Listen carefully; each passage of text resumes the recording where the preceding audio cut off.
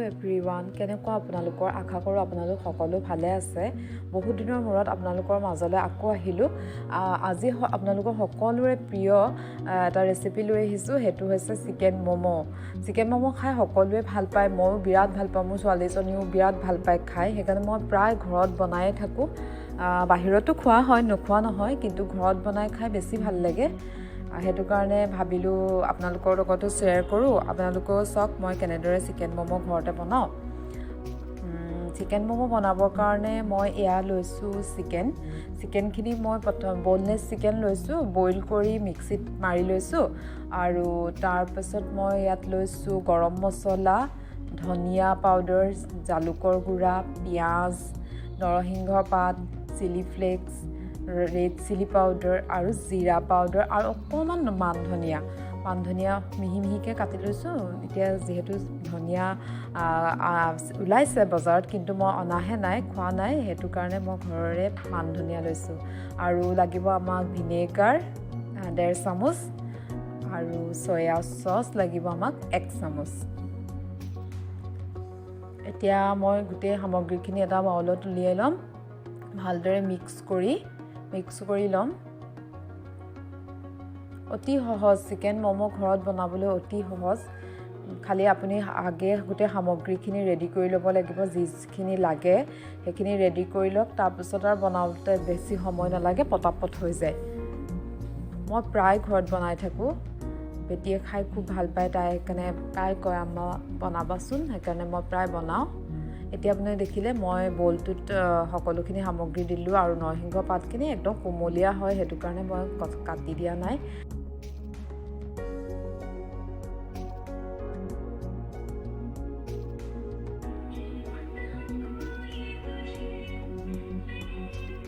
এতিয়া এয়া মই নহৰু দিলোঁ, নহৰু দি পেলাই মই ভালদৰে মিক্স কৰি লৈছোঁ। আদা দিয়া নাই, আদাও দিব পাৰে, কিন্তু মই আদা নাই দিয়া, নহৰুহে দিছোঁ। নহৰু দি ভালদৰে চিকেনখিনি মিক্স কৰি লৈছোঁ।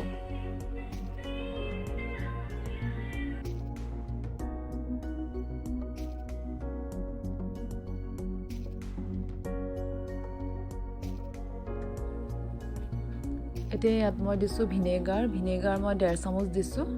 ভিনেগাৰ ঠাইত নেমু ৰসো দিব পাৰে, কিন্তু মই নেমু ৰস নাই দিয়া, ভিনেগাৰে দিছোঁ। আৰু চয়া চচ দিছোঁ 1/2 চামুচ। চয়া চচ দিলে চিকেনৰ কালাৰটো ভাল হয়।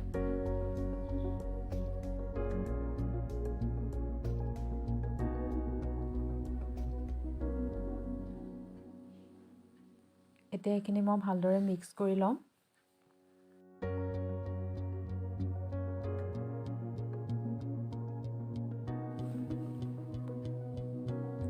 এয়া মই কুকাৰটোত চিকেনৰ হাৰ্ডি অলপ লৈছোঁ, তাত অলপ সৰহকৈ পানী দিছোঁ, কাৰণ মই এইখিনি চুপ বনাবৰ কাৰণে পানী সৰহকৈ দিছোঁ।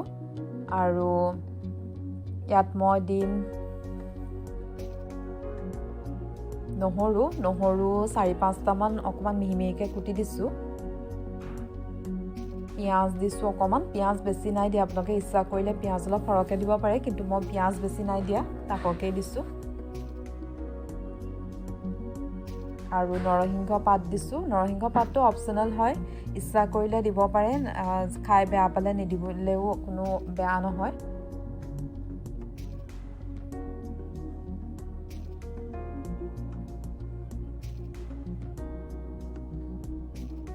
ইলাচি এটা দিছোঁ, ইলাচি এটা দিলেই হৈ যায়। তেজপাত এখিলা,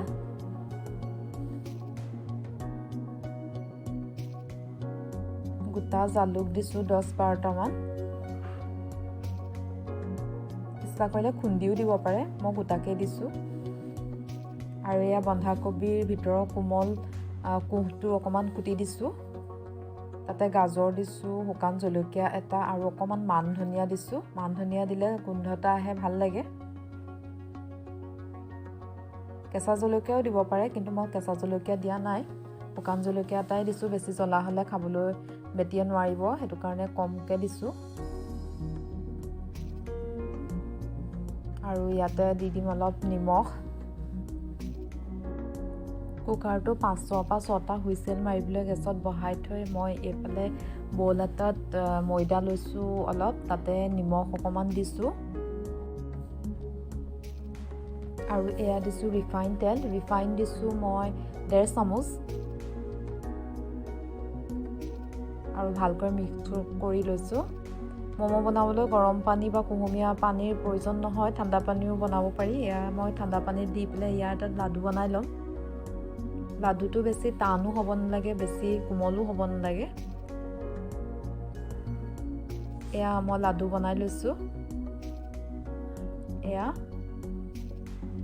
লাডুটো হৈ গ'ল। এয়া চাওক, লাডুটো বেছি টানো হোৱা নাই, বেছি কোমলো হোৱা নাই। এতিয়া ইয়াৰে মই সৰু সৰু বল বনাই ল'ম।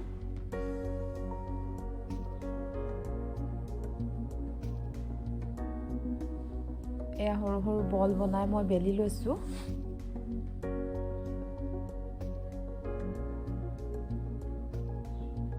গোল গোলকৈ বেলিব পাৰিলে ভাল হয়, কিন্তু মোৰ ইমান বেছি গোল হোৱা নাই আৰু যেনে তেনে হৈছেগৈ আৰু।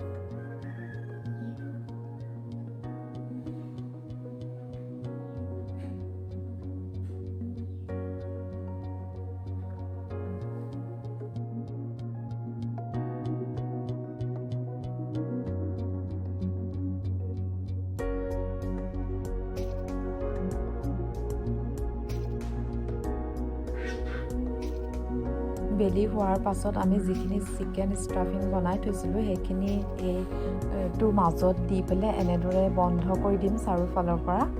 আৰু এইটো এটা পটলি আকাৰত ল'ব। বন্ধ কৰি দিলে এটা পটলি আকাৰত ল'ব। ষ্টাফিংখিনি চাই ল'ব, যিমানটো ৰুটিটোত জুৰে সিমানেই দিব। এয়া মোৰ চিকেন ম'ম' ৰেডি হৈ গ'ল। এইটো মই পটলি আকাৰত দিছোঁ, আপোনালোকে যিকোনো আকাৰত বনাব পাৰে। আনফালে মই এখন কেৰাহীত অলপ পানী লৈছোঁ